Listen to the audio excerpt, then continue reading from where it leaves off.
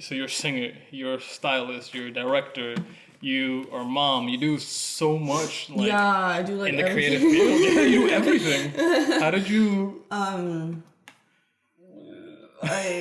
like the mom part. We can skip that. Yeah, for sure. But like we all know how that happened. But the I guess the fashion stuff, that's how it started. Yeah. Or even just music in general kind of stemmed from fashion in music for me when I was younger. And then I realized like how much it influenced like why I like clothes and styling so much is like super, super inspired like by like 80s rock stars basically my whole freaking life. Like Stevie Nicks and like Heart, Blondie, like all these just really incredible women that are just don't give a fuck attitude and they just dress however they feel.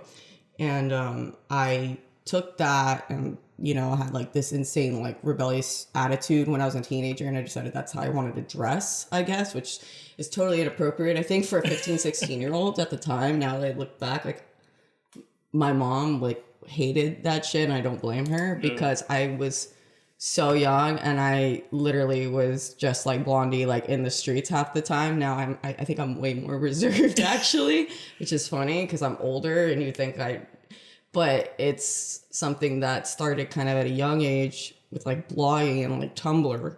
Oh, you love Tumblr. That was like the biggest thing. I still look at my Tumblr sometimes for inspiration, like my old ass Tumblr from like when I was like 16.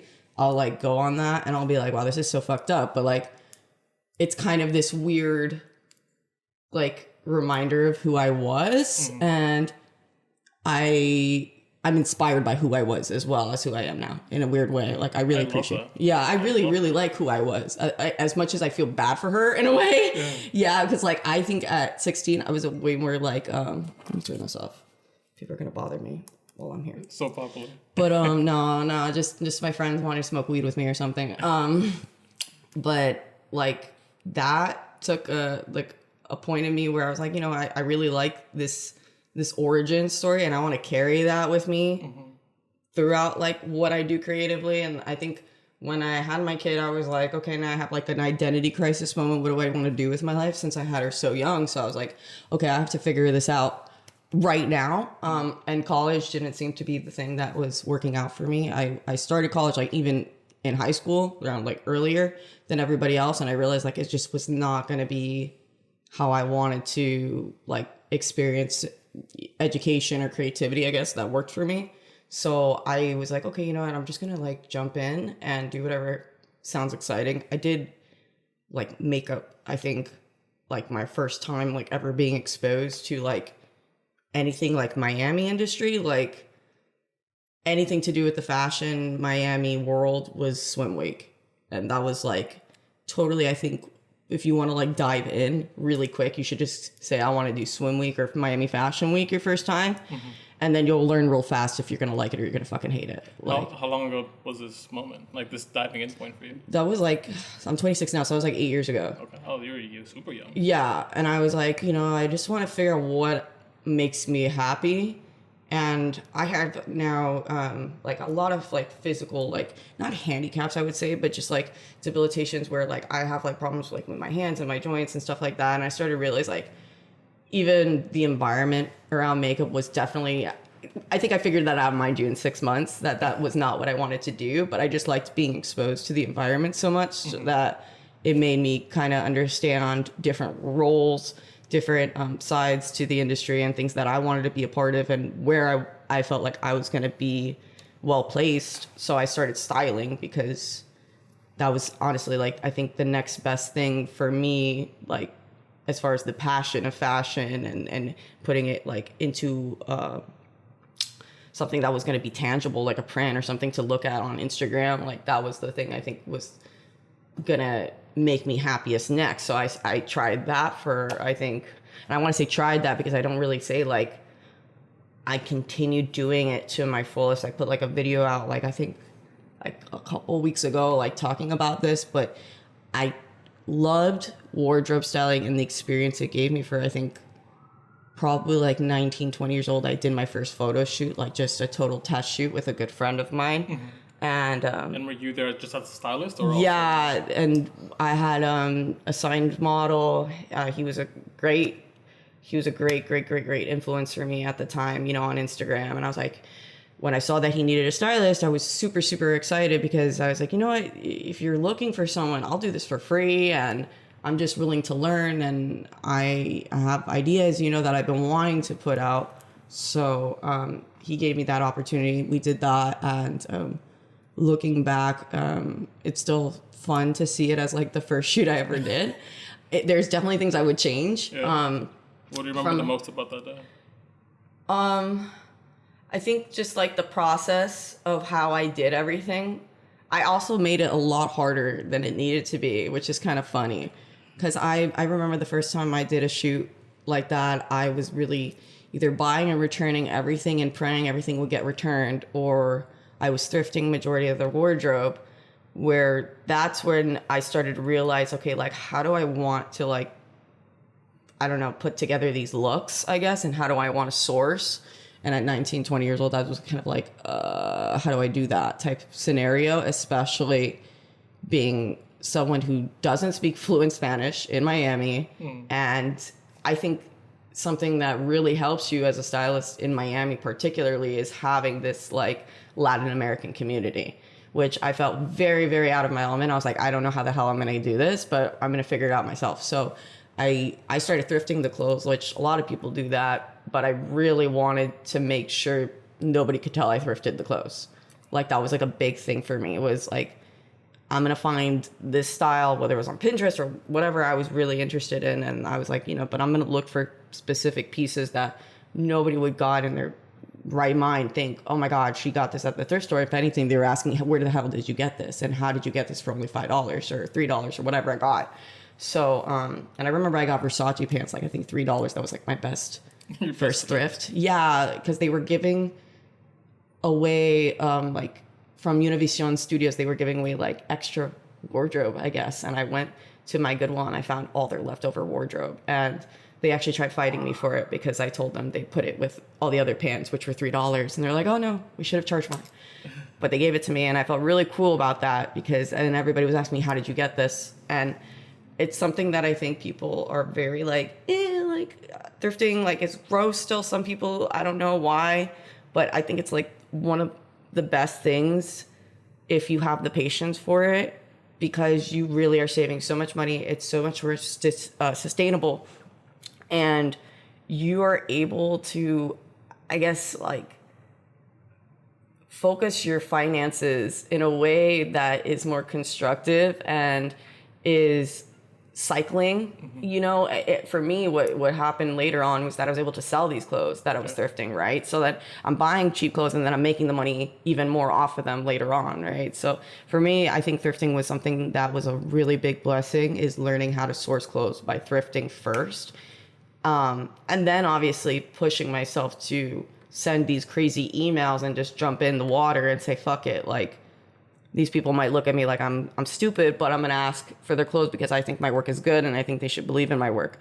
So I think around like 2021, and that was like 4 or 5 years ago, that's when I really started seriously saying, oh, I'm a wardrobe stylist. I want to, you know, create these beautiful editorials with your clothing, and I want to do it in a way that, you know, speaks to my style, personally, which a lot of people now define that as being very, and I like that people define my style a certain way already when they look at my work, which is something that I take more seriously than anything else, is making sure people know my work is my work. Right. And when people started noticing my work for something being very simple but elegant but edgy, and I think those 3 words were like it for me, I got so excited because I was like, well, that's what I like. Right. And that's what I personally like to like enjoy. So if I can get people to, you know, take notice in my work for what I like, for my style, that's definitely what I want. So I started really just, I think around 22 years old, like honing in on like, what is my style? What is like my, you know, aesthetic, if you will. And that's when I also started realizing, shit, I don't think I like just styling. I think I like directing, you know? And I also loved managing a team. I loved the whole essence of pre-production. I like the idea of knowing I'm working with people I know very well, that are all on the same page and they respect my vision when I present it to them. And then they can also give me, you know, their input and their ideas. And it's something that has really grown my perspective. But it's all coming from a really great place, which I think is super, super important, that you, like, over the years, like, you meet all these great people, but you need to learn to surround yourself and kind of, you know, you can have a big circle, but for me, I've loved that my circle's actually gotten a lot smaller, because it's literally just people that I know care about me and want the best for me and my work and will support me, you know, when I'm doing new things like my music. So that was like, what, 8 months ago. And around that time, I think it was like, you know, like a year and a half ago, around the same time, I was like realizing I just got divorced, and I was like, oh, you know what, I think I'm just gonna like totally give people my identity. Like, I just want to be as genuine as possible, because I was so tired of hiding in the sense behind just being a stylist, or just being the clothes for a shoot, if you will. And I think I wanted more than that, as selfish as that sounds. I just wanted more than that. I wanted to be somewhat of a figure in myself, because I feel like, in respect, like I said, to my work, it's also the essence of who I am. So I might as well put myself out there. So that's why I was like, you know what, I think I just need to keep working on the creative direction side. I started a cannabis magazine. There's so many things I want to go over with that's like, I don't even know how that, even like in the middle of all this, I started a cannabis magazine like 4 years ago.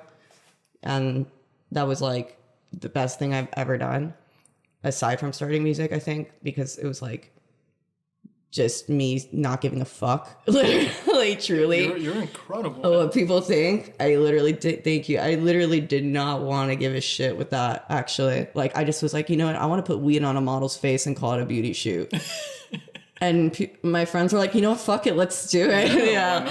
And the fact, though, that like my friends were so like excited about this. Michelle, our makeup artist, shout out to her, because she was like so like down for that. Like, and I think conversing with some, I think I talked to like 3 or 4 makeup artists prior, and a lot of them, not gonna lie, were a little bit intimidated by the concept. They were like, that is not, like, I don't know how we're gonna make that work, you know. And I'm like, I just really want to convey texture, you know. And I kept pushing this like insane like concept of like, this is a beauty shoot, and I want to show the texture of the weed the same way you would show the texture of, you know, the eyeshadow, the pigment, whatever. And a flower on your face. Yeah, like, it's just all the same things, like all the same efforts that you put into that. I want to do the same with cannabis and expand on that, right? So, and then there's just this fun part of it where I can just literally get high and have a crazy idea come to my head, and I can just message my dearest friends and say, how do you feel about this? And they are so excited to do it. Models specifically are usually like the most hyped to do it, right, which makes me really, really happy, because obviously I'm putting them in the most ridiculous situations possible. My friend Matea and Eliza were basically an interpretation of like a SpongeBob episode. So I really liked this SpongeBob episode where they got very tan and baked on the beach. And yes, I remember. That was something that, you know, I was, you know, I'm a huge SpongeBob fan. I was like, you know what? I just really want to come up with this idea based off like girls getting like really baked on the beach. So what did I do? I messaged everyone, like, I mean, like within seconds of coming up with this and saying, can we do this? And I messaged my amazing hairstylist, Sylvana. I was like, you know, we're going to need wigs. We're going to need all this eccentric makeup, whatever. And I think everybody on the beach was recording that day, because it was just the wackiest, wonkiest. And I love that that's becoming more, you know, trendy, is like just doing crazy shit out in public, and people are like so like there for it.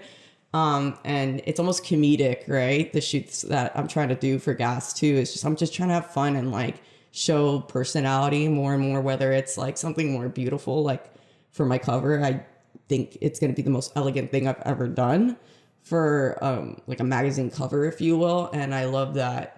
You know, it's going to push boundaries at the same time, but there's this mix, right, in the magazine this year of like really beautiful, like just graceful type feelings. And then there's that push of like, what is this type, not expected, or just even, like I said, comical type, you know, enjoyable things that you can flip through. And if you want to have a print, you know, that's something where I wanted it to make it very like, you know, want to take this home with me. You know, I want to print this in my house. I want to take this as my wallpaper, or, you know, make this an NFT if you will. I don't know, but I want it to be something that people can take their own interpretation with too.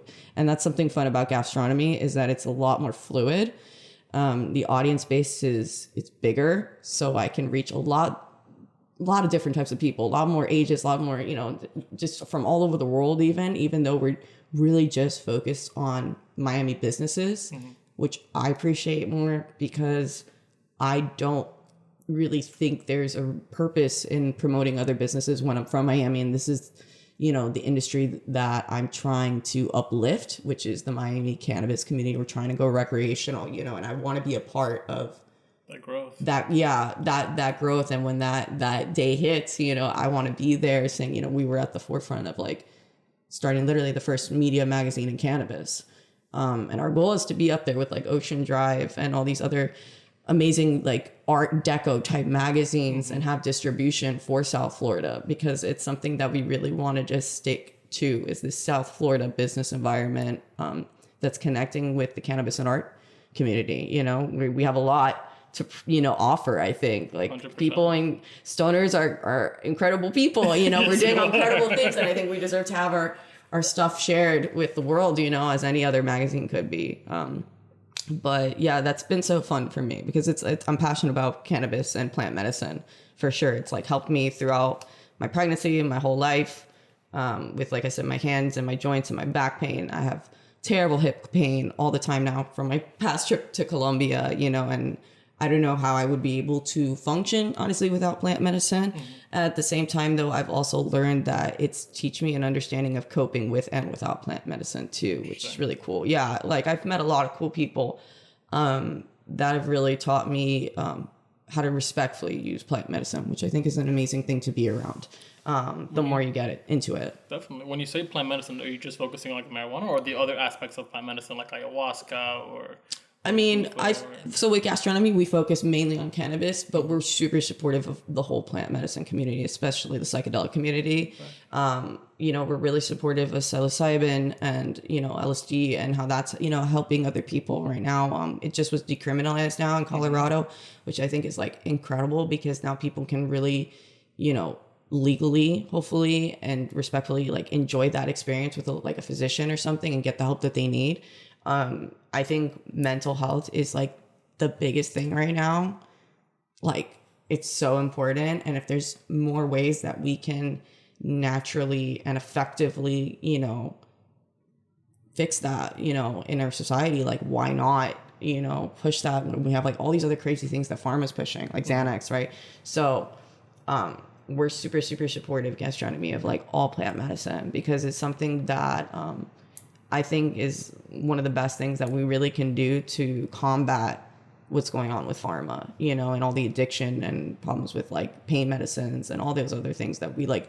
It's a huge industry. It's a huge problem. Yeah, it's probably the biggest problem, in my opinion, in America still to this day. And, you know, I've personally experienced a lot of family and friends who have dealt with like serious issues with opioid addiction. And it's something that it's not easy to withdraw from, or to, you know, understand, you know, if you need other options, what are my options, you know? And some people are scared to use cannabis, I think, just because in Miami it's still like a very Latin stigmatized community. And like, that's why we want to push even the Latin community into our media, because it's something that we want them to understand that like they are supported of, and it's becoming more normalized within other people from Miami, that I'm Cuban, you know, my grandparents, they're supportive of my use of cannabis. And it's something that's becoming more and more like, okay. Right. So yeah, it's been great experience, like to see it like develop from like 4 years ago, where like, I felt like not a lot of people were okay with it. Even like certain events or things that we wanted to ask the models to do, just like smoking on camera. Now we have more agencies that are like, they don't care. Right. Because they realize that this is something that like we can all benefit from, you know, marketing, you know, job wise, you know, I think it's something that's really going to help make a lot of people money. Definitely. So, and even just spreading awareness and knowledge and understanding. Yeah. I think that's something that like, it's the best part is like just being able to like educate people. And I'm not even like, I don't like to ever tell people like I'm a formal educator in cannabis, because I always had friends coming up to me and asking me questions like, oh, about weed or whatever. And all I wanted to do is provide him the right resources, basically. Like, you know, I just want to give people the resources they need so they don't feel like they don't know where to turn, especially in Miami, where we have all these people, graphic designers, people that work, you know, in real estate. You know, they like, we don't know where to go. Well, let me provide that for you. Let me show you that, you know, there's a collective of people involved in this industry, you know, art-wise, business-wise, you know, doctors, that you can kind of look at our magazine as a guide, hopefully, whether it's like, I hope even like for shopping, like we have like awesome, like, glass and, you know, papers brands and things like that we work with. I started, talking to them about, you know, selling their stuff wholesale, you know, buying their stuff. I'm not selling wholesale. Don't put that part in. Buying their stuff wholesale and really reselling, you know what I mean? We want to get into that. Like, we want to start getting into, you know, working with all these different brands and conjoining what I already do, which is selling all these awesome clothes and also selling their stuff and kind of starting like a collective consignment smoke shop, if you will. And that's hopefully like the next step with Gastronomy that I'm trying to push. Yeah. Because selling clothes, like I said, when I started thrifting, I started to realize was like probably one of the best things to get out of it was that you can buy these clothes and then resell them, and you're basically just continuing this cycle of sustainability, but also being able to provide people this 2-for-1. That's kind of my next path now with Gastronomy and by Crisp, basically, which is like I guess you could say it's like my general brand. So everything's Crisp now. Yeah. And, you know, that's how I sign my work. That's how I sign my brand. That's how I sign my music. That's how I sign my clothes now.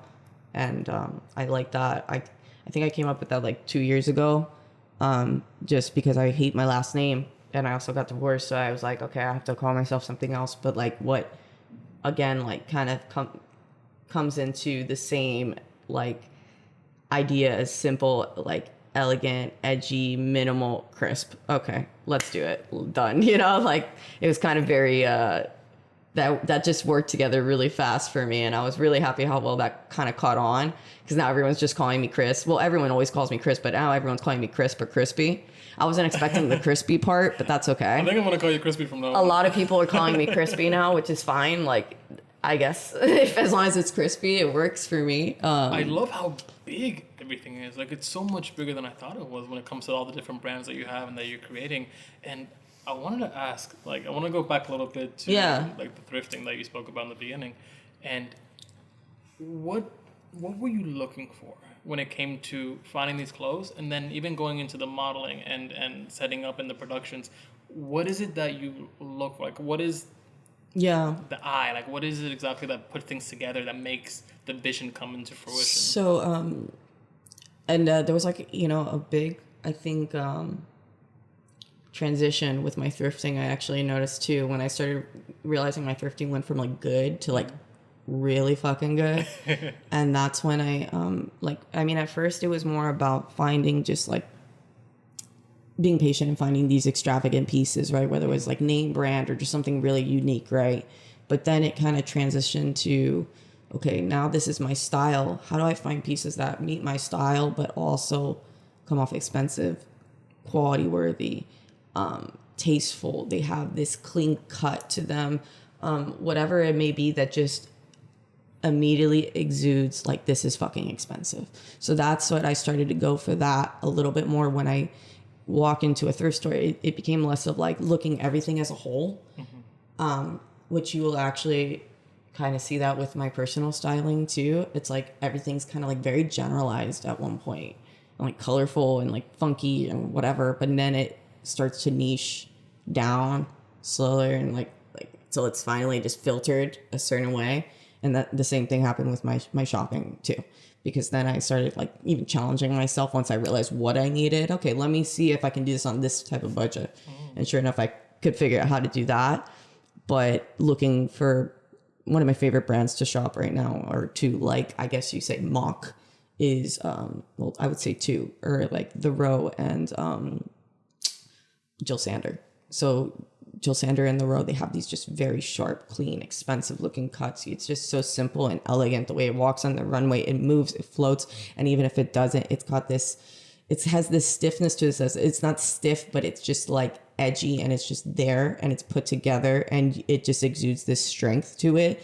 When I saw like Bella Hadid, for example, walking the runway, and I love that they all even just ended up using umbrellas, because that kind of made it, I think, a lot more elegant for that case, for something that was very straightforward. I thought with even Pops of Red, their brand is very straightforward, The Row and Jill Sander, but they gave it this like etherealness, I think, with the umbrellas that I really actually ended up appreciating, which also speaks more to my style, because it's not always so put together and perfect and straightforward. Like sometimes I love to feel like a full-blown like Stevie Nicks character with like just very flowy, frilly pieces, but still like the color palette is very me. You know, I always stick to that sense. So, you know, color palette was a big thing when I started, you know, honing in on the styles, like, you know, sticking to a specific creams or whites or greens or blacks or whatever. That was like, I realized, okay, this is Chris's palette. Now, like, let me shop for that palette with this certain like type of style, with this certain type of like quality of garment, whether it's like a good trouser, a good blouse, whatever it is. Like, I wanted it to look expensive, but I knew what my budget was, and I knew based off of whatever mood board I come into the thrift store with, me, whether it's in my head or it could be even like physically on my phone, I can look at that and kind of look at all the individual pieces. Mind you, I've already cut down half the store because I have my palette going on, right? Right. So what's good, at least about Goodwill in some sense of the word, I think now, is that the shirts and the pants, they're kind of organizing by color, which has helped me a lot. Like, I'm like, oh, yes, it's at least by color. So I just go exactly to the colors. I mean, I check out other colors too when I'm feeling really risky or something. But most of the time I know where to go to at the Goodwills I go to now here in Miami. And then I can just really hone in on like the quality and the structure of the piece I'm getting. And if it's a really strong name brand, like, I don't know, like Oscar de la Renta or something like that, sure enough, you'll probably see me selling it as soon as I'm done shooting it. So dope. I love how you describe the clothes in fashion. You called it ethereal and powerful, and you gave it like a presence. And I love that way of looking at it, because I've never thought about clothes in that way. Yeah. When it comes to your personal style, like, or somebody who, like me, who isn't very fashion friendly or fashion forward, what do you recommend, like, for someone who wants to get into What are you talking about? So something I started doing, and I don't know, like, if this helps people, all people, I think it's going to help my boyfriend a lot, because he needs to do this. Are you going to shop for him too? Well, I told him he needs to purge his whole closet first, because he has more stuff than I do. And majority of it is soccer shirts. But I think one of the best things a person can do with like inflation, all this crazy shit all going on, you don't want to be constantly shopping, and you want to just, I mean, I'm lazy as hell now. Like, I am so lazy. I feel like when it comes to dressing myself, and I just want to look clean and put together, but, you know, I still want to intimidate a room if I, you know, I have to, you know, look good, you know, if I have to do an interview or whatever. So I started capsulating my wardrobe a lot, my personal one. So capsulating is like basically coming up with essentially a certain number of like shirts, pants, dresses, whatever, that all can interchangeably make a certain amount of outfits, no matter how many ways you put them together. So, and what's great about my color palette is it's a lot of neutrals. And then for me, I love to wear like green. So it's a fun pop of color or red.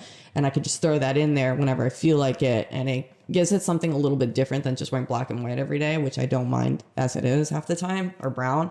But I really started to get into encapsulating it because I wanted to just feel like getting up in the morning and looking good was just like a no-brainer. And now if you look in my closet, it looks like I'm OCD, but it's just like my Christian Dior blazer, like a couple really nice silk shirts that I've put together. Either I've thrifted them or they're from Helmut Lang. And then I have, you know, just a good, you know, couple like wrap dresses or things that can literally slip on with a pair of shoes and you're out the door, right? Mm-hmm. So I have those pieces kind of all put together with my shoes and my handbags. And it's my little worship area. But when I go there, I just, I have a pair of trousers, a shirt, I grab a blazer. I usually put on sneakers half the time, or boots, but lately it's sneakers because of my back. So I have like, I think like 6 pairs of New Balances, like in different tones of all the same clothes that I wear. And I just throw a pair of those on, a good hat, and I'm out the door with like one of my bags. And I feel good, you know, like I feel put together. You know, if I want to not wear sneakers, I have like a great pair of Prada loafers I got from, you know, I think a really great like online like vintage shop. And I was able to get them at a fraction of the price, and I'll probably wear them like every day for the rest of my life because they go with everything. Right. That being said, it's like you're saving money because it's an investment piece. You're wearing it and you always look good, but it's also something that it's like a good pair of jeans. You know, you can wear it with anything and you feel like great, but you also feel comfortable. And that's really been important to me. You know, I like to wear heels when I go out with my boyfriend, but I'm not a big person on like really snazzing up unless it's like layering the jacket, then the accessories, then the shoes, you know. And then if I want to feel less put together, I can just take those things off and put a pair of sneakers on, and I still look just as good with a hat and a, you know, maybe a throw on a jacket, whatever. So that's something that's like really important to me, is that all my clothes feel comfortably interchangeable. And I do the same thing on set when I don't want to have like looks, you know, feeling like they're, I guess, going for from one ridiculous look to the next. I really try to plan the outfit so that way they also seamlessly kind of like come together. Even I'll sneak in a 7th look, even though it's part of the 6th look, but you would never tell because we just threw a whole jacket over, tied it over, added a hat, and there it's done, you know, with the same shoes. Yeah, so that's something that I like about my styling, is that it goes with so many other things and it can be really easily put together. And it's effortless. I think that's a big word for me too. I like things being effortless, and they don't look it because they look expensive or they look classic. It looks super like just very elegant. That's the vibe I get from your work and from your page. Yeah, thank you. I wanted to ask too, like, what is the relationship like between your styling, everything, and then directing, and then the photographer? Like, is it a lot of communication when it comes to being able to make your vision come to life on photo? Because I know certain photographers have a certain style, and so it's you have a vision for how you want your outfits to walk and to wear on the shoot. Like, how is that? Like that? I think the photographers I work with now, like, so my circle's smaller, and it's because I have this really great communication with all of them. I really can tell them what I'm looking for, whether it's literally on set in the moment or, you know, after we'll be talking, we'll go through all the photos, whether my good friend Donovan literally FaceTimes me and goes through all the photos with me. He's hilarious. I love him. And I like that he really, you know, gives me that opportunity to really be involved with his process as well. And that's something that I know some photographers, they're not really comfortable with. But I love that we have that relationship where he's very open to letting me see the photos because I directed or I, you know, styled it, however, and he wants me to be a part of that process and feel like it's important to me. He knows it, you know, and that's what I appreciate, you know, with all the photographers I work with. You know, everyone that I try to create with has this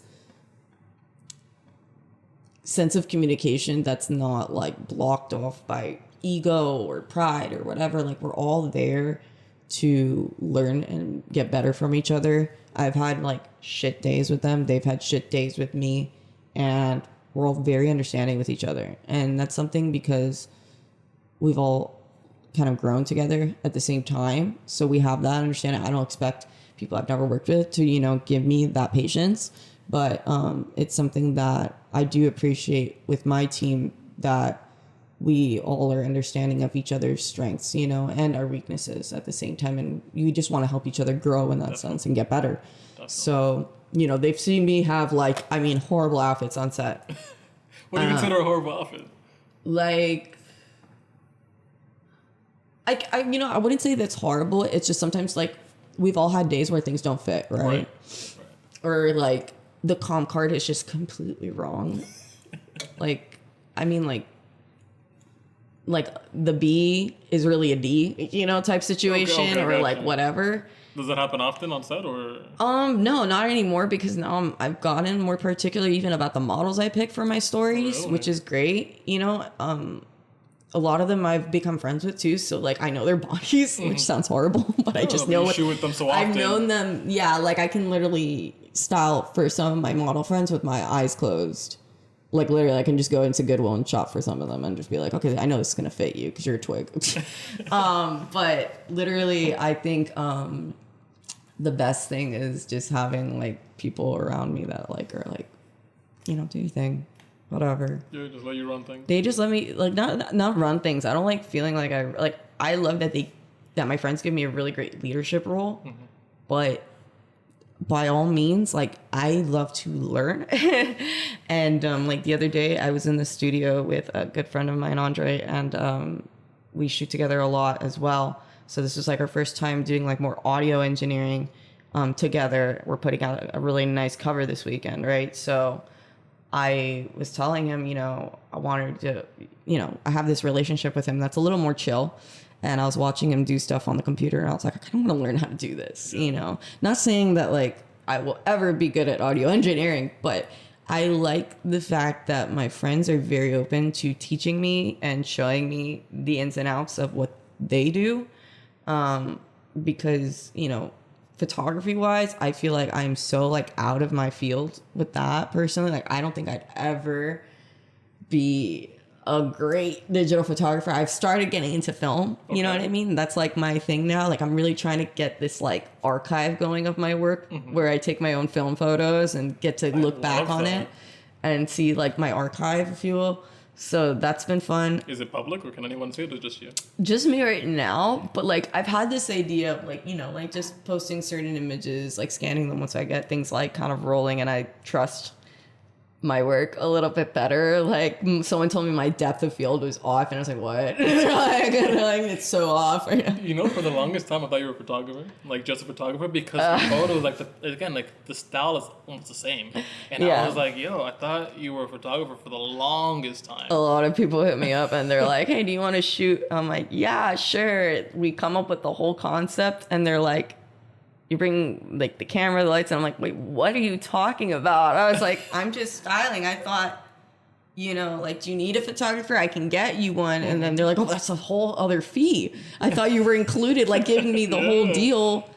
And I was like, damn, you're cheap. like you thought I could shoot, edit, and style everything? No, it's funny. A lot of people do, or they ask me, like, I love when pervs ask me if I'm the model in my picture, but I get that every single day. Yeah. Well, now I'm starting to put more photos of myself, so that doesn't happen so much. So people like see my work and they know who I am at least, and in difference to these gazelles on my shit. You know what I mean?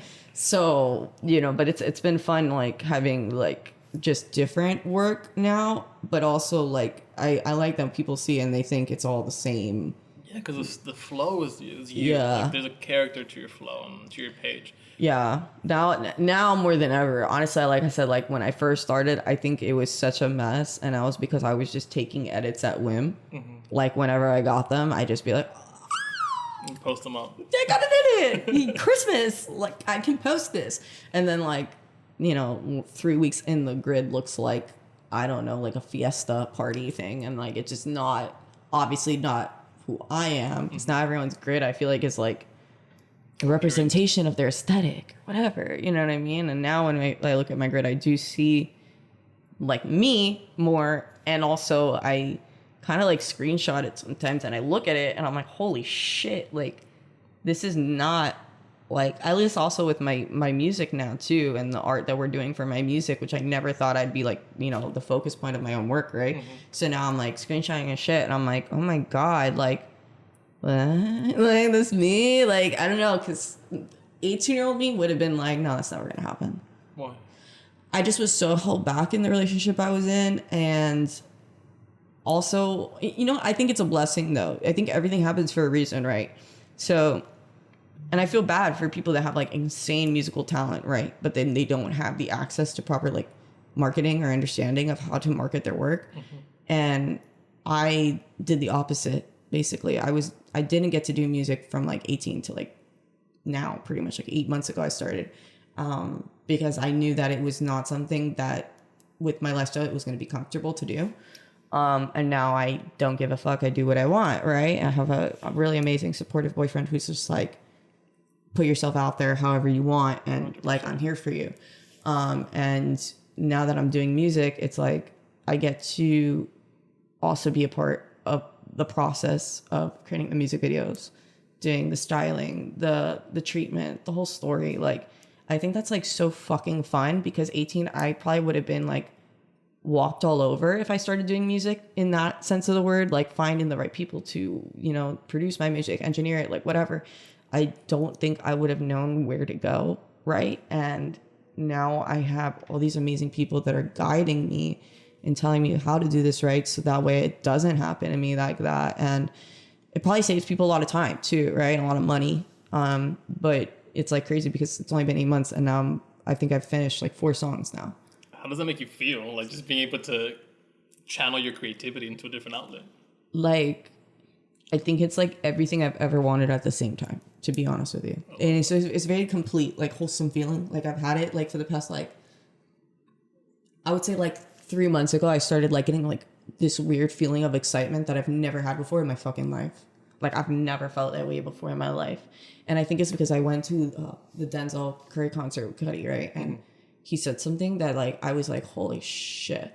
And I took that with me, and I was just like, you know, like, don't leave me hanging. What are you saying? No, it's just like, it's just so like, I'm not gonna lie, it's kind of corny, but it's just like, wow. I was just like, you know, like, I was with y'all, like, literally, like, not even 5 years ago, like looking down on me, like, right now. And like, I literally was gonna cry, bro, because I was just like, holy shit, like, that's really, like, this guy, like, he, you know, talks about how, like, he just grinded from nothing, like, from fucking nothing. And like, seeing people do that, and just, I don't know, I think sticking around the right people, sticking around the right environment, and staying humble and true to yourself. And the way he said it too, which I think that's why I can't like say it the way he said it, because it just came off so fucking humble that's why I was like, wow, fuck, you know, like, this is incredible. And that someone can truly talk out of their heart like that and be like, you know, I was there with you, and now I'm here. And if you have the same passion and the same drive that I have right now, I'm telling you, you're going to be down here too. And I think that's something that I was just like, it's something that for me, it's so like, even with relationships or like whatever, I used to like think like, it's not possible for me. Like, I don't deserve that, or like, why would I ever expect that for myself? And now I see possibilities that I'm like, they're just endless. Like, there's no fucking cap to that shit, you know? Ever. Like, you can just keep fucking going. And I think that's when 3 months ago, when I started putting out this music, and I was like, not that I like care like how far it goes or whatever, but it was just like the possibilities of what I want to fucking do with this, with my music. Mind you, knowing where I went from styling at like nothing to where I am now, and knowing that that's how I grow, that I know my growth game is fucking fast, right? So knowing that like in 8 months, I realized I've already made 4 songs, and I've met some fucking phenomenal people. Like, I don't understand how. And I'm like, holy shit, this is happening. And like, for me, it's like every time I even have a moment of being nervous of like, is this really happening? Am I going to fuck this up type thing? I kind of just remember that like, who fucking cares? What is there to lose? Like, life is so short. I lost my dad when I was like 10, right? And like, I think that's something that I just look back on, and like, life's fucking short, man. Like, who cares? Like, I'm gonna do what I want to fucking do. And you know, my dad's last moments of me were being a performer, and I'm gonna go out being a fucking performer. That's it. You know what I mean? Who cares? Life is short, you know? So that's literally all I have my focus now on, is just being as true to myself, true to my brands, as much, be as genuine as I can about them. Because that's like, I think what's going to set me apart in Miami, whether I speak terrible Spanish or not, you know, hopefully, like, yo comprendo todo, though, you know, like, I understand Spanish, pero no hablo, you know, like, you know, my accent's actually better than that. It's just like, I suck speaking Spanish, but now that I'm dating someone who's from Ecuador, and he's like getting me involved, now I'm learning more Spanish, which I think is so good, because I want to teach my daughter Spanish too, right? Mm-hmm. But yeah, I didn't think being, you know, a kid that moved here from Miami at 10, whatever, with really no understanding of like how the hell do I confidently do this, like live my dreams? And now I'm just like, fuck it, I'm just going to do it anyways. And the fact that I have people that are seeing this for me and appreciating that and supporting that and saying, well, this is different. That's awesome too. You know, like I love when people tell me that they've never either seen something like Gastronomy before, I've heard something like my music in Miami before, something like that. Like those comments literally like fucking like make me want to drop to the ground, because it's not about like, oh, I love your music or whatever. It's more like, this is different. And that's something that I'm like, yes, please, like tell me I'm different, please, because I don't want to be like everybody else. I don't want to be this like fucking wallflower in the background, you know? Like I just want to be myself, and I want people to see me for me. And you know, it's okay if I'm like kind of this outcast, oddball, even on set. I am the most fucking annoying person probably. I doubt that, but okay. Well, like talent-wise, I'm very fucking annoying. Probably as a director, I'm not as annoying. I like to have fun, and I like to have people feel comfortable with me. And that was something also like about styling. It's like I hate being on part of a team and just being in the corner and shutting the fuck up. And not being able to converse in the sense with my team and have this relationship and dynamic that everyone's enjoying the process a lot. And I got that with Gastronomy, which is like, it's just like, it's ecstasy, you know, like being with your team on set, creating what you love, and everybody's having a great time and enjoying their time. And we're all, you know, making the best out of like this really cool concept. I think that's something that I create my best work like that. Literally, like, I don't care what anybody else says. Like, I create my best work being myself on set anytime. You know what I mean? And that's just as you should. Yeah, you know what I mean? Like, I'm not meant to just be there and like dress people and be quiet and just shut the fuck up. Like, it's just never. I mean, I'll do it for the right price. Why not? But I'm not doing it to make me happy. Like, that does not make me happy by any means. But it's always about putting myself into the process. You know, and I appreciate that. That's why people like hit me up later, even after a job, like they get a hint of my personality.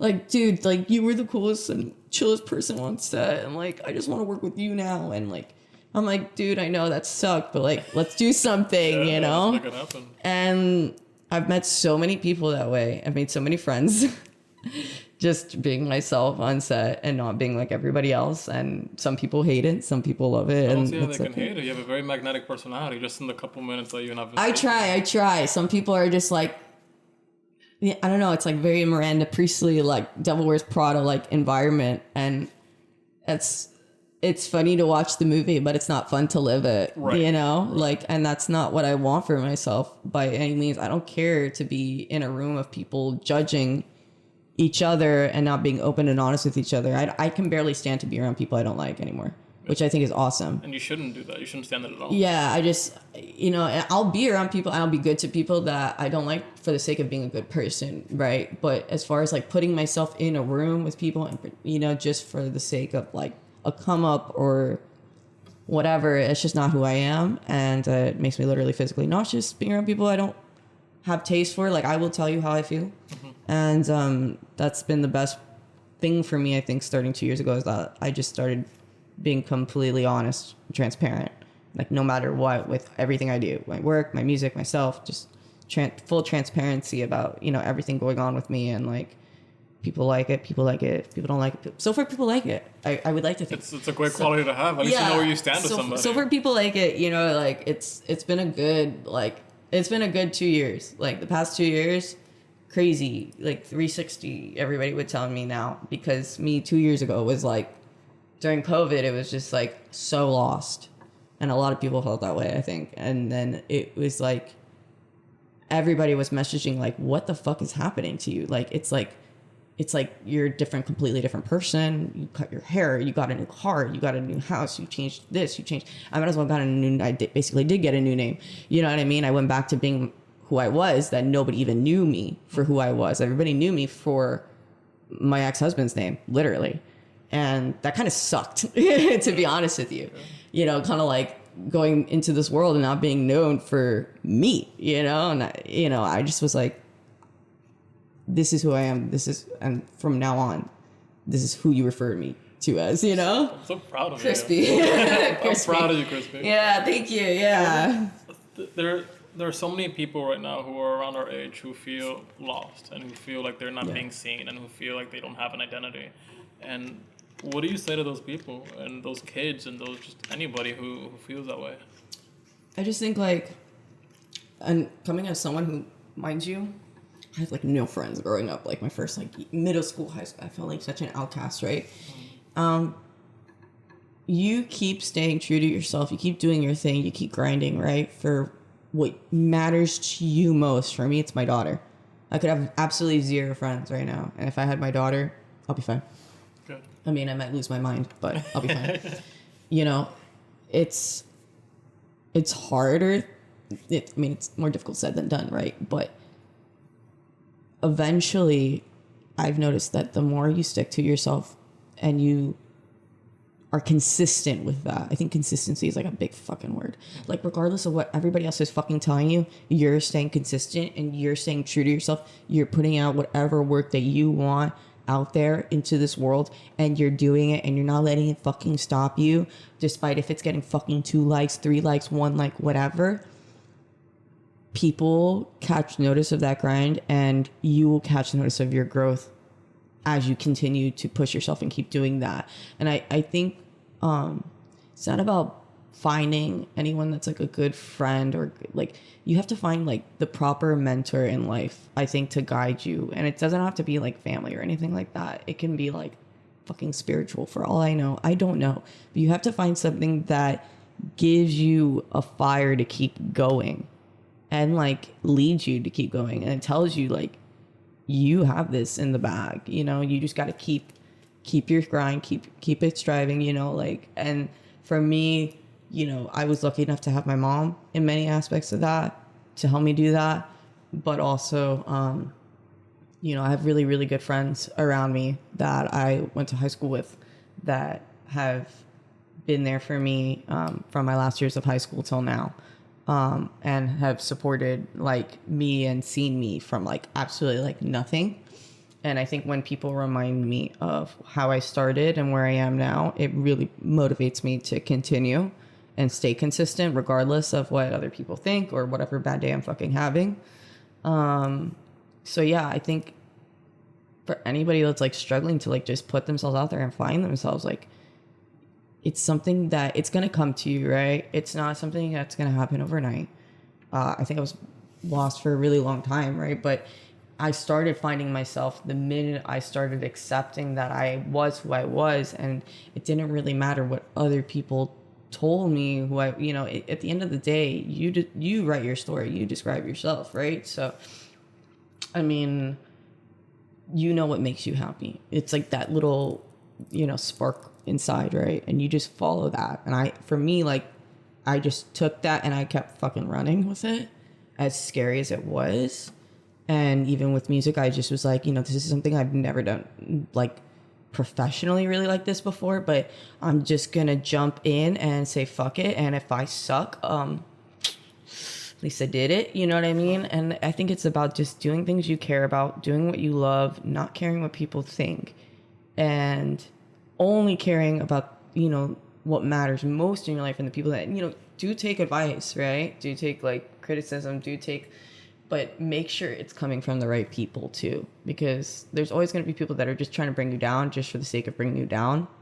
And I've had plenty of those in my life. And then I realized like, I just need to get them out like leeches, literally, because they were not serving my growth or, you know, supporting me to even be better just at what I want, what they know I want to do and what makes me happy. So you just got to have all those little checks, right? Like, be yourself, stay consistent, find a mentor, something that like guides you, that motivates you, right? And you keep at it, and eventually you'll find that circle of people, I think, that really can help you build that dream and make it a reality, right? Because I can't do any of this shit by myself. I don't know how to fucking produce music, right?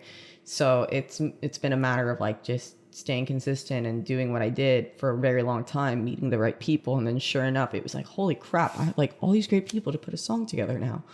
I'm just going to hit them up. And then we did it, you know? And then sure enough, these people introduced me to these people who mind you, I think it's the best thing when you have like, you know, the best people referring you to also the best people, right? Like if you know someone's not a good person, you're not really going to trust the people they're introducing you to, right? Correct. So I have all these now really, really good people, right, that I've known them for years, and they're saying, here, let me help you. So I'm like not scared about who they're about to put me alone in a room with, because I know this is someone they have done work with for years, or they've been friends with for years, and I can trust that they have my best interest in mind. That's like so important. Like just making sure you have people that have their best interest in mind, because like Miami, that's not easy to find, man. It's not easy. No, it's a difficult city for people. Yeah, everybody's gatekeeping everything, and nobody wants to share. You know, like that's why I sell online mainly, and not even like as locally, or as like focusing on like selling the clothing to other people up front, because the online community, funny enough, is so much more. We're just so helpful towards each other. We don't care. We just all want the same for each other. We just all want to make fucking money. We all want to share our tips. We all want to share, hey, how are you doing this? How are your sales doing? Hey, here's a tip on how maybe you can grow your eBay sales or whatever, your ads. In Miami, no one's going to do that for you for free, at least. Yeah. You know what I mean? So that's what I do appreciate, is that I started selling not just in person, but also online. And I put the time and the research into it, and now that's something I started to do to make money with, because I know I'm good at it, but also I think I should make maybe a passive income in it, whatever. And people kind of like second guess themselves. You know, sometimes I think I'm not smart enough to learn something, like figure something out by myself. But you know, past like a year, I've just been analyzing data by myself and learning on YouTube how to do certain things, because I just want to learn how to do it for myself.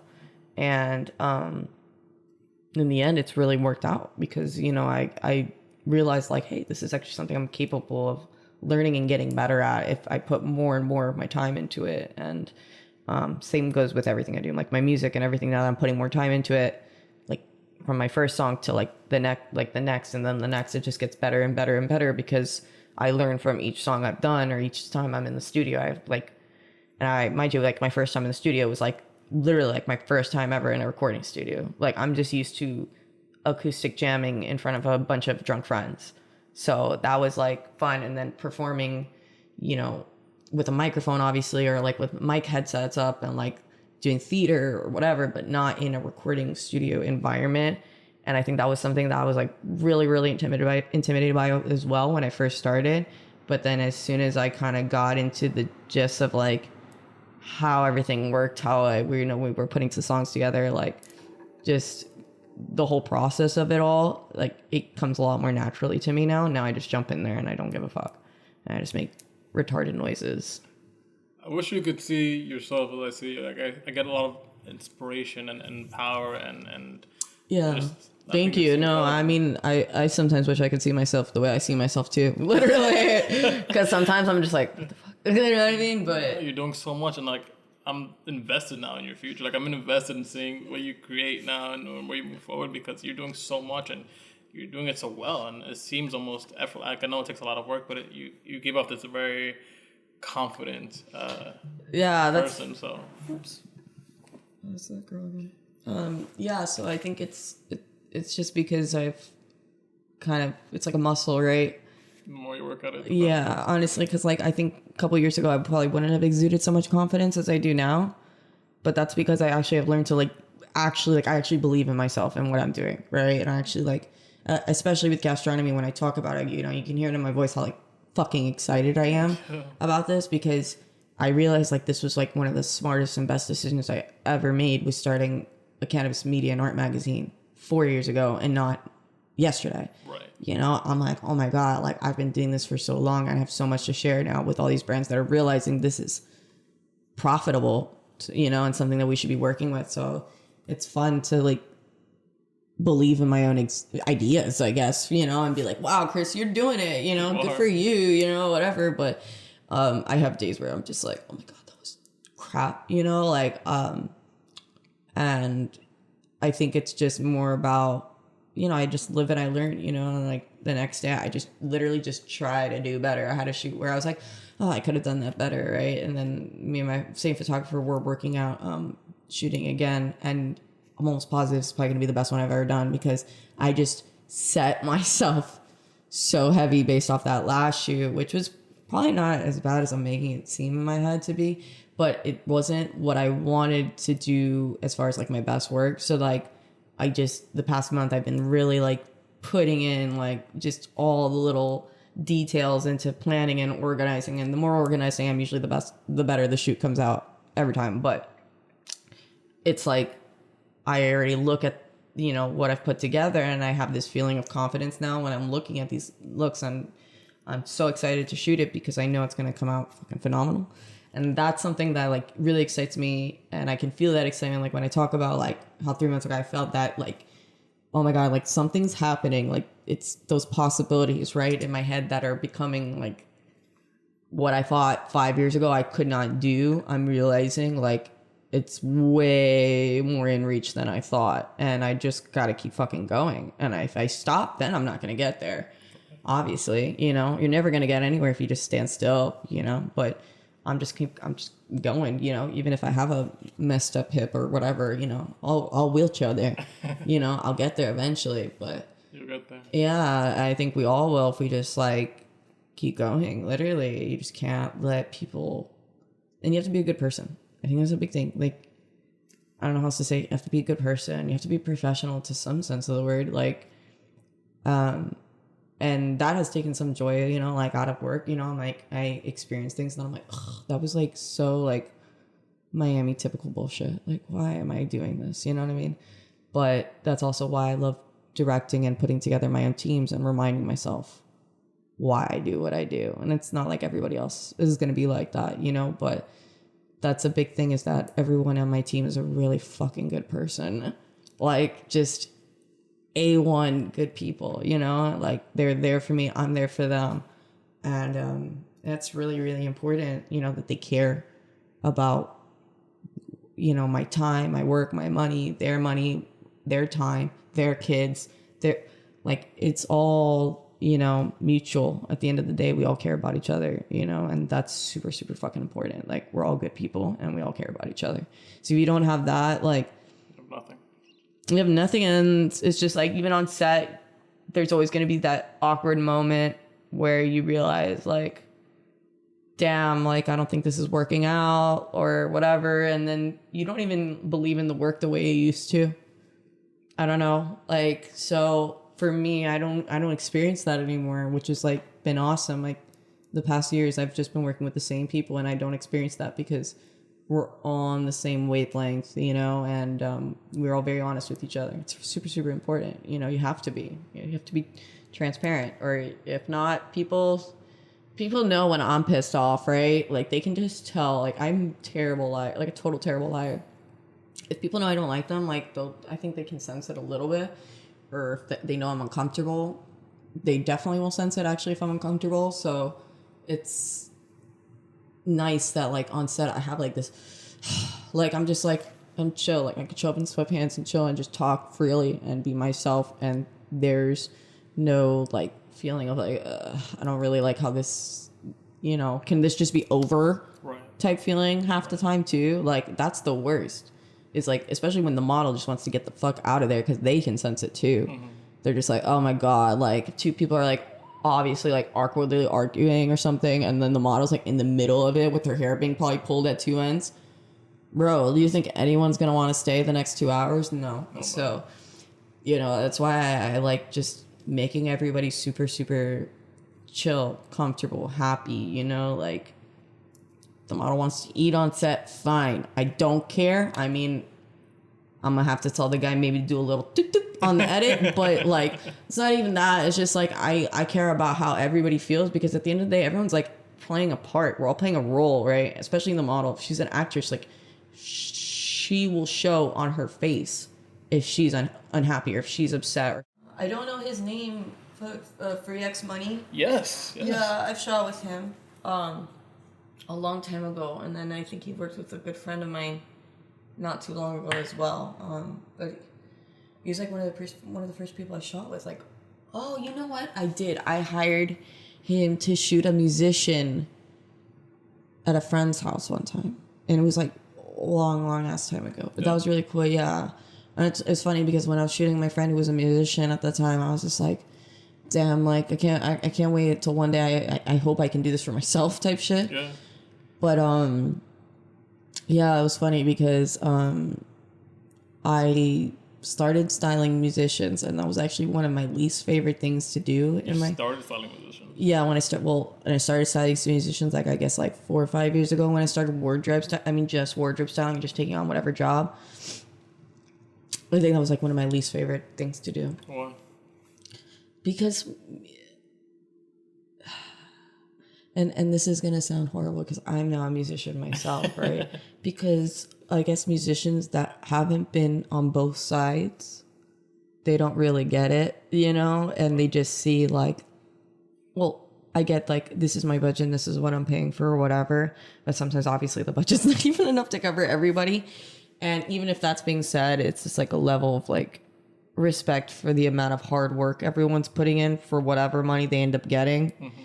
And I've just had the craziest experiences on music videos that I won't get into, but they're probably like why I don't style as much as I used to like that. It was more like I want to be involved in like the creative direction and the styling of the music video more than just being the stylist itself. I think that was the thing I realized. It was like, you know, I mean, Rush calls it getting shoes on in under 30 seconds because we realized we need a shot last minute or something like that.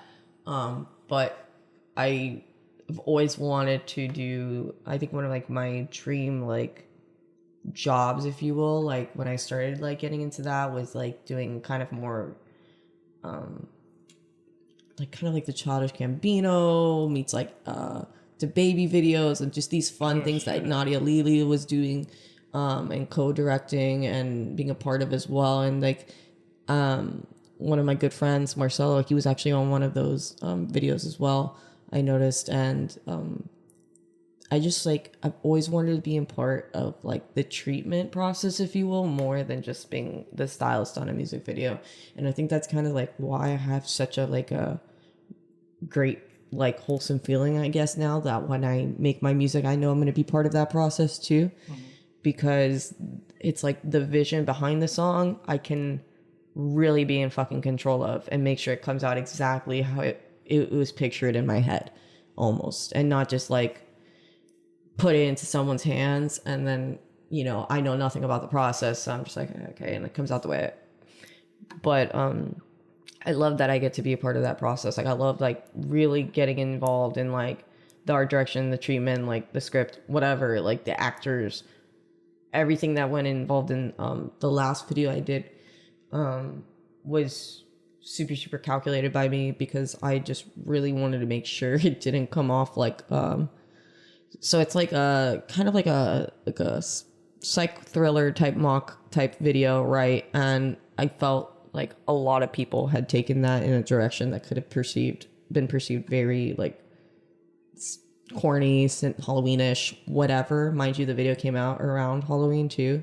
so it's not in the sense like I didn't care being dark and coming around the same time anyways. It was more like I just don't want this to look stupid.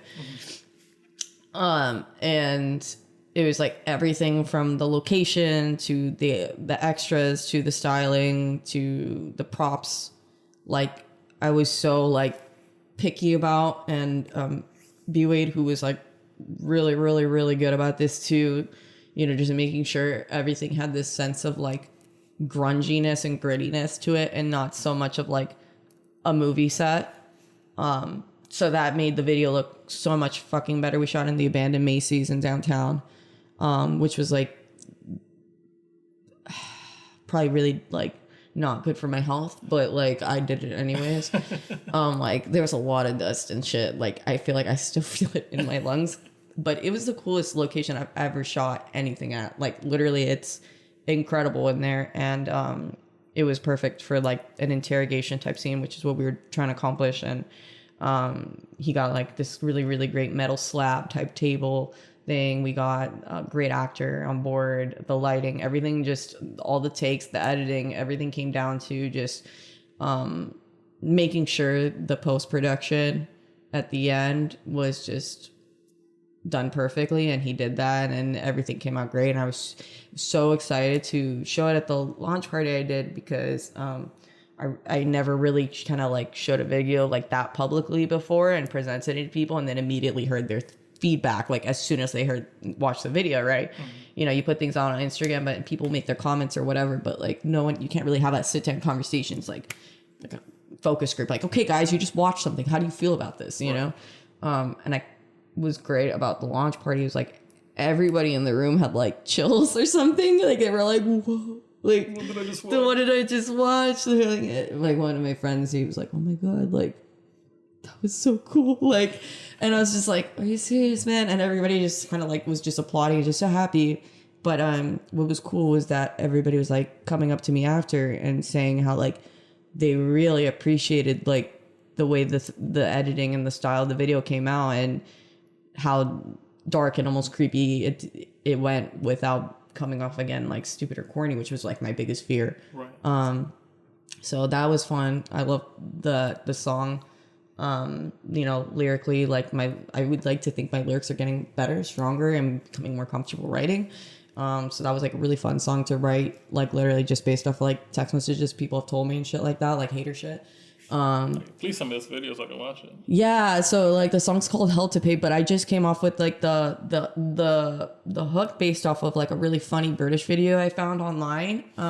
And I thought, you know, that's a really funny thing to say, like you have hell to pay or something like that. So that was the hook, and that came off that was easy, right? But then like the verses itself was literally just, in the video too, right? It's just based off of like this idea that I am always apparently like the nicest person to people, and then when I set my ground or my standards or whatever, people immediately assume me, you know, they see me as a bitch, or they see me as manipulative or mean, and it's simply me not taking shit anymore and letting karma do its thing.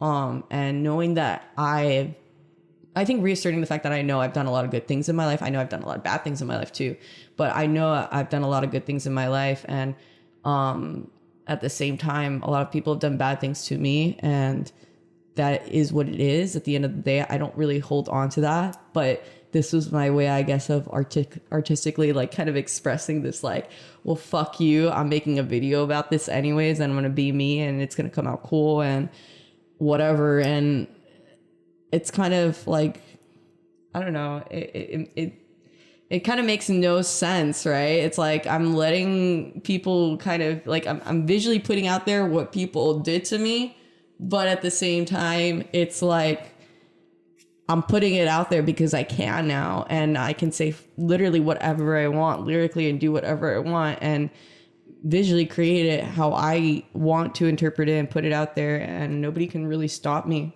And that's fun in a way too, because that's my revenge in a way, is being able to enjoy what I do based off all this pain I've been through and create something fucking cool from it and put it out there and not give a fuck what people think. You know, that's really, I think, the best dessert there is, right? Just like, you know, you take it, make something fucking good out of all the bullshit you've been through, all the things people have told you, and whether it's true or not, make something fucking cool out of it, you know? Because you can really take that pain and use it to drive you, I think, you know? And there's a difference between angry, right? Being angry and letting that, like, making your soul suffer, which I still struggle with, like, all the time.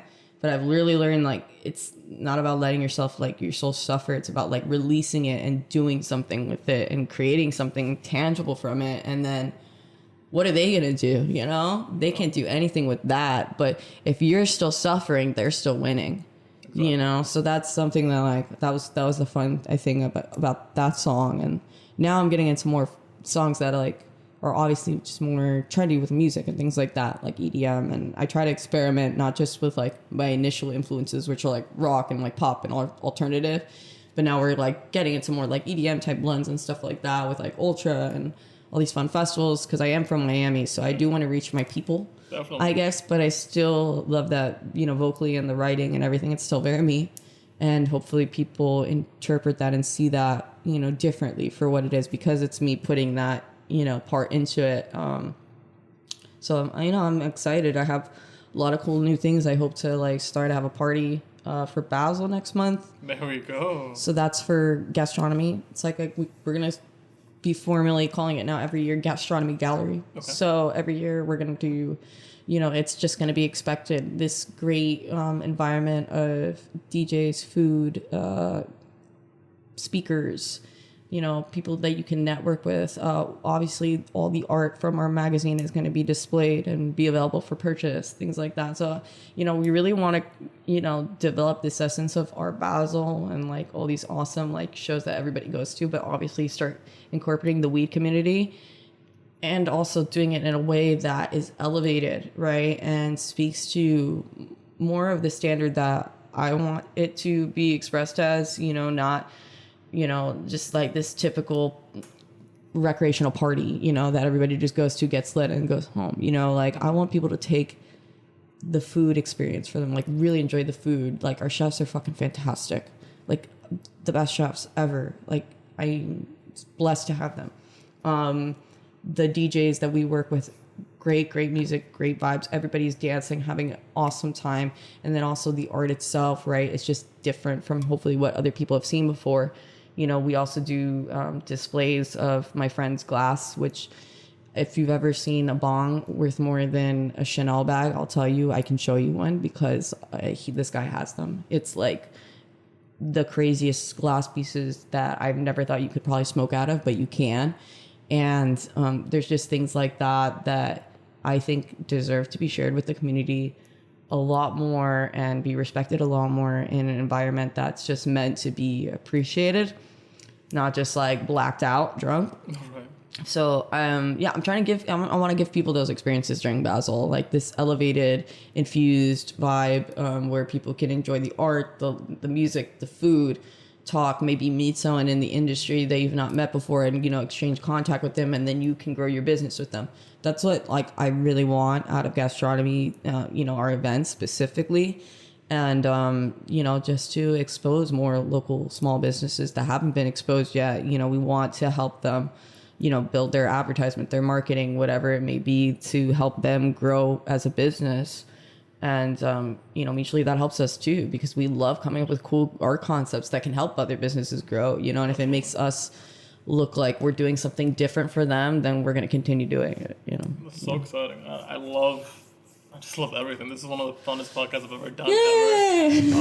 For the people who are listening and eventually watching, where can they find you? What are all your social medias? Oh God. The websites, everything. So if you go on, and everybody be very careful. I did get hacked a while back, and I'm trying to make sure everybody gets these links right. So like, if everybody can always find me on bycrisp _ right? I have a website, bycrisp.co.